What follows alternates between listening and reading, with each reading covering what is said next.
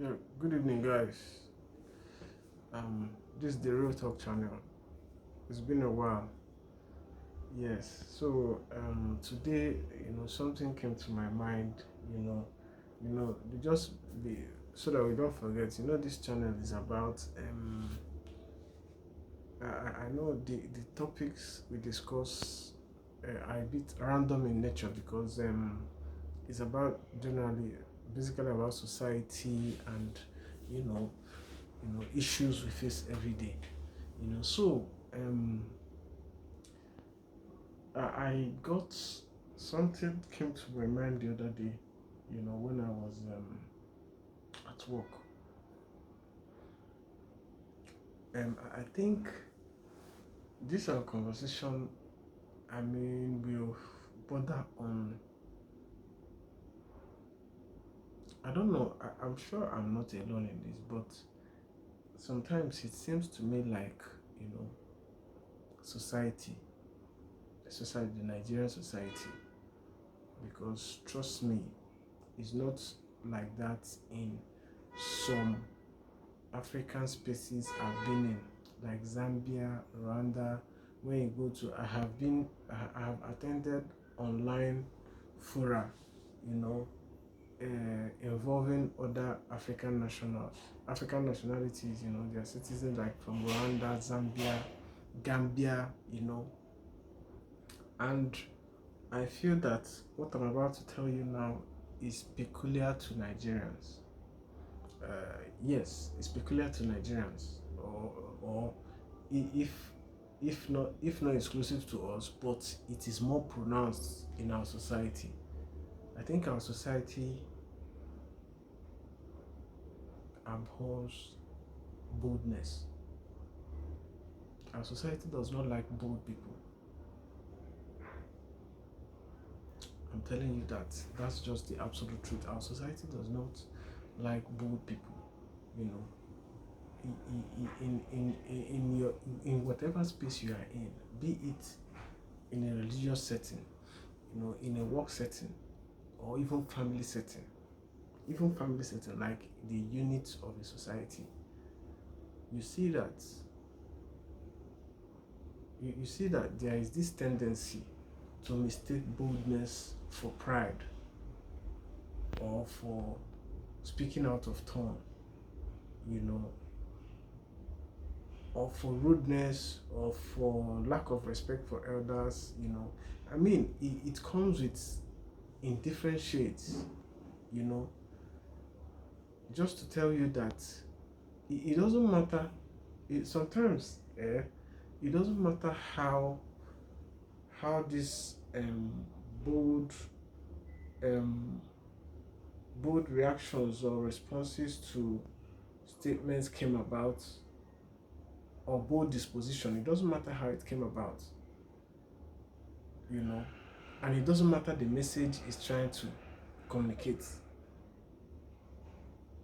It's just that the person, um, the person making the bold move, you know, is either too young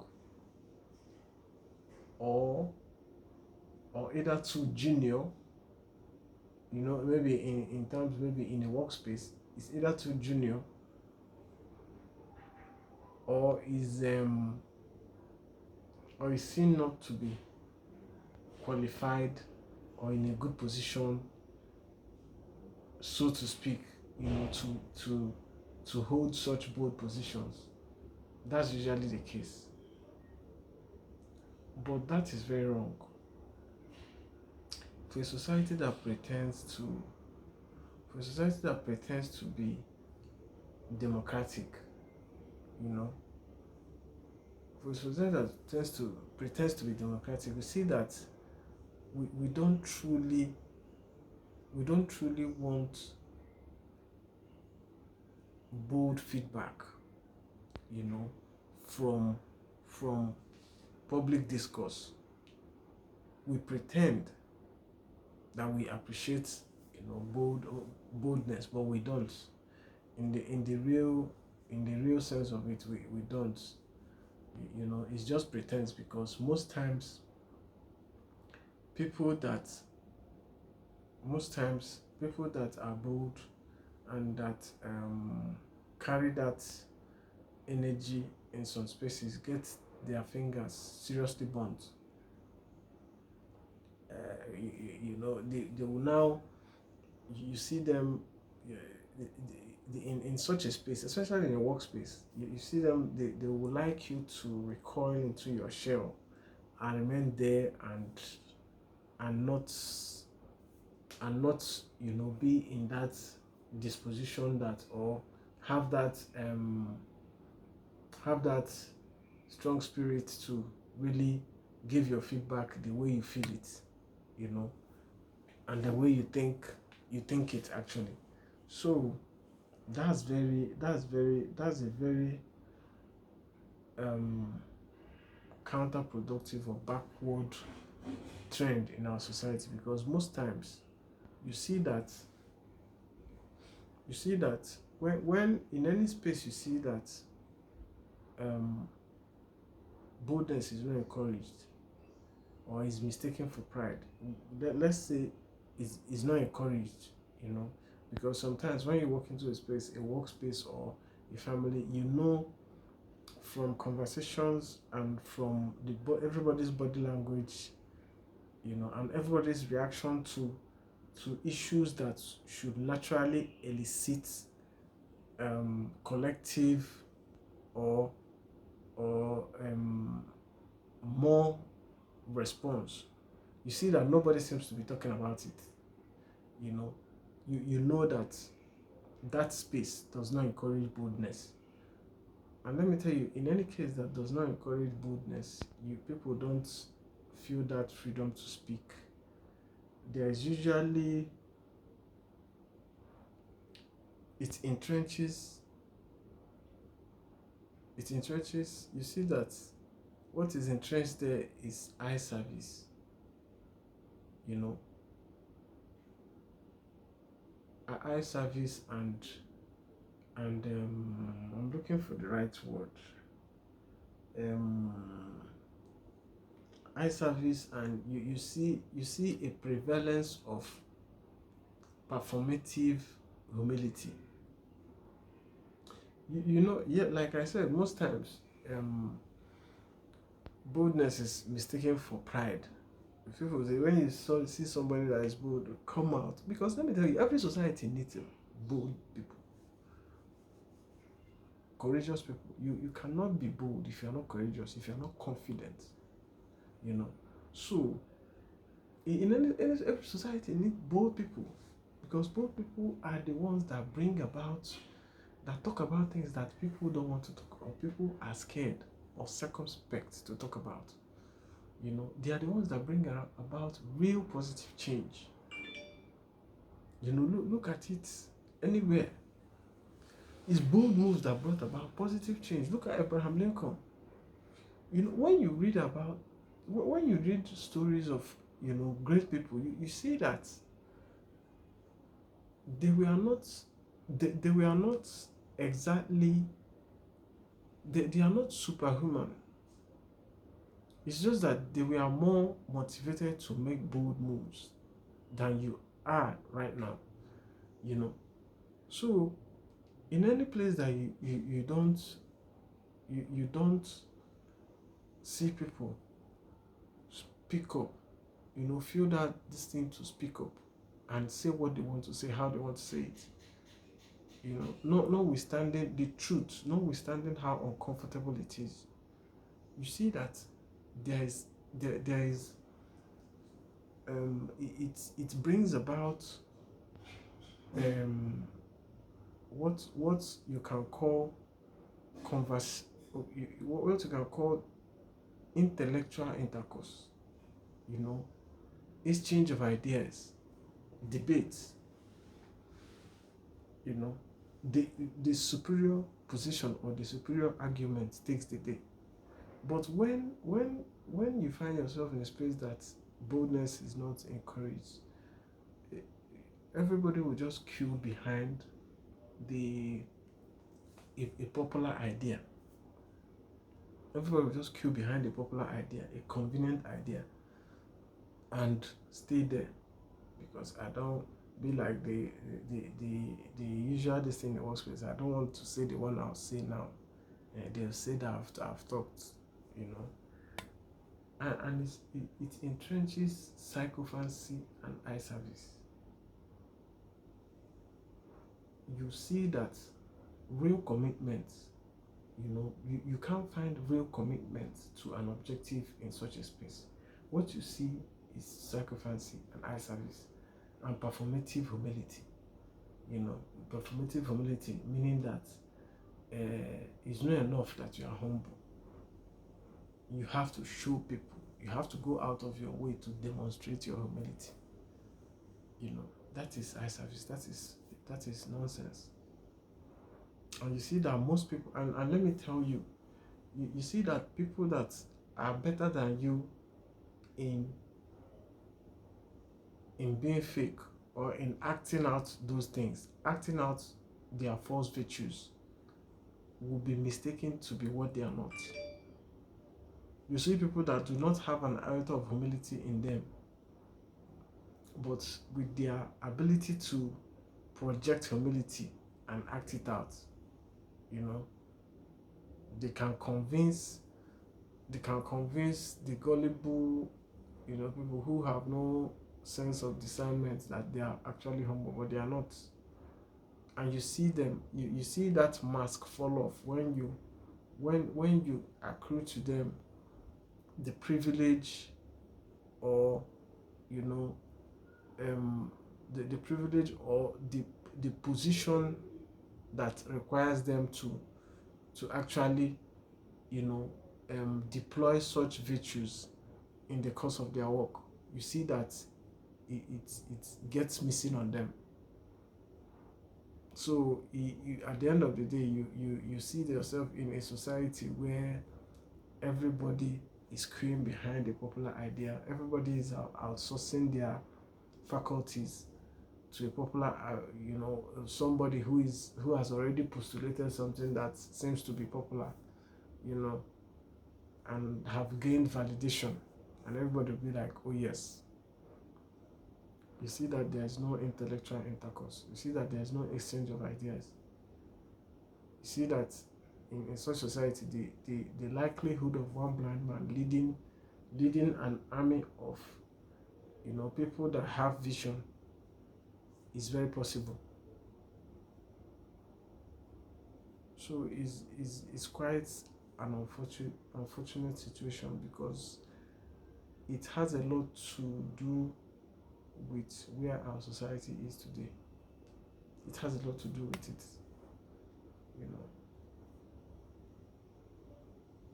People don't like both people. They don't like, especially this, especially when they are young people. When we attach so much, we attach undue.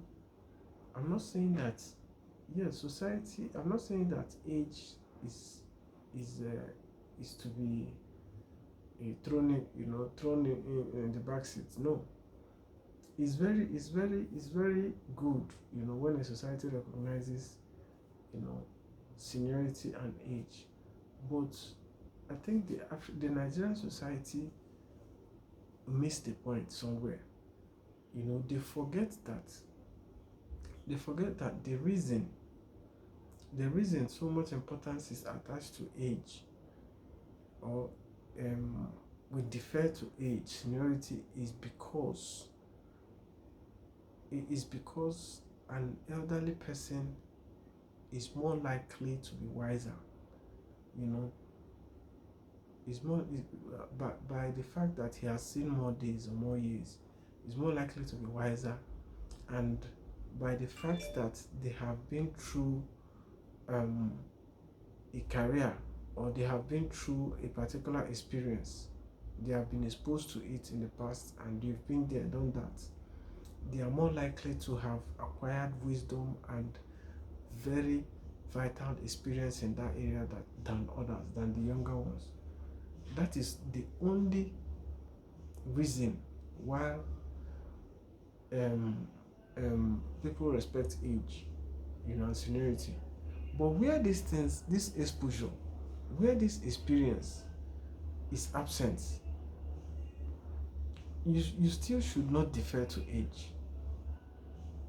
It's not, you shouldn't defer, especially where you see that, because in a lot of situations you see that the young ones have actually been more exposed in the area of in the subjects, whatever it may be or whatever it is, than the person you are saying is Methuselah, but the person does not know anything.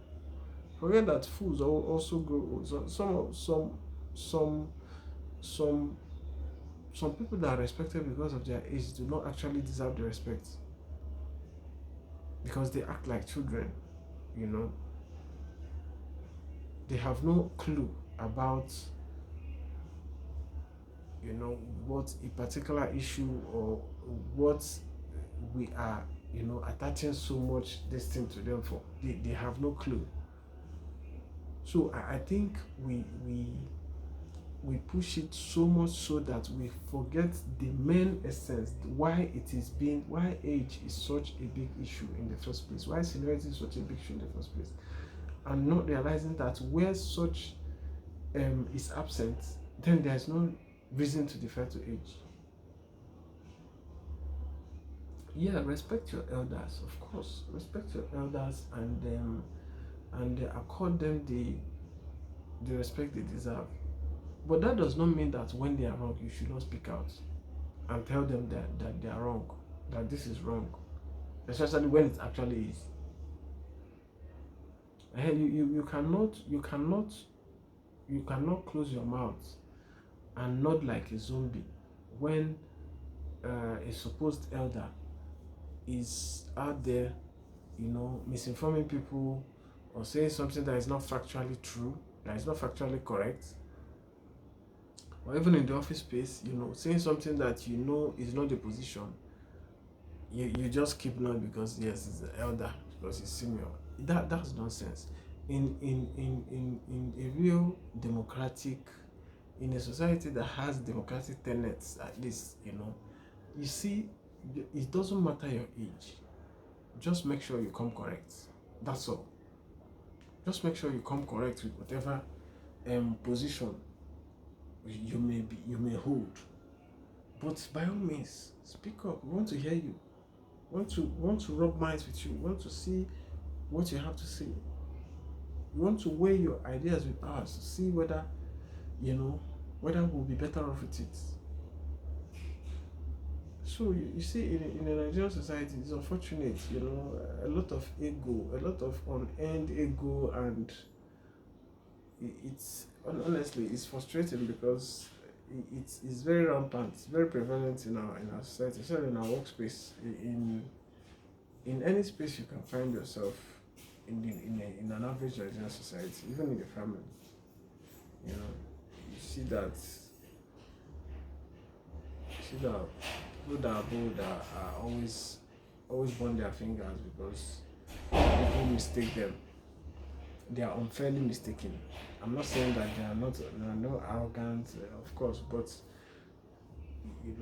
the devil is in the detail.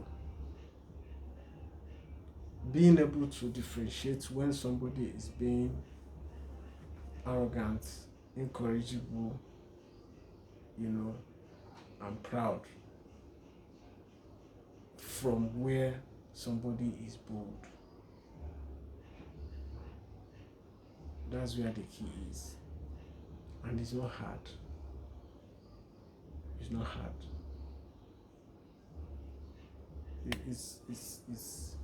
It's very important that we have this in mind when in whatever space we find ourselves, because don't trade your voice for silence or for suppression.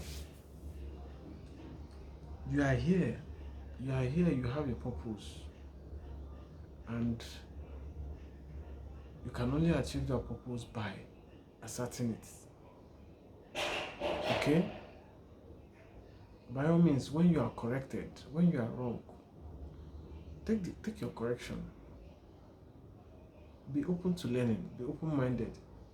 But by all means, you be heard when you must be, when you should be. Don't be always scared of hurting feelings or egos like that. Is it's not too. Is don't be a conformist, even when at the cost of you know um, um, at the cost of the advancement of false narratives, and false narratives are things that are just wrong. Don't try to conform. Yeah, because this is what has been, because this is what the view majority holds. Therefore, it must be correct. Therefore, I should not critique it. Therefore, I should not evaluate it. Therefore, I should not ask questions. Come on. Come on. No society goes that way. No society goes that way. So please, I'll have to stop here. This video is already too long. See you some other time in this channel. We'd like to hear from you, your comments, subscribe, and like. Thank you.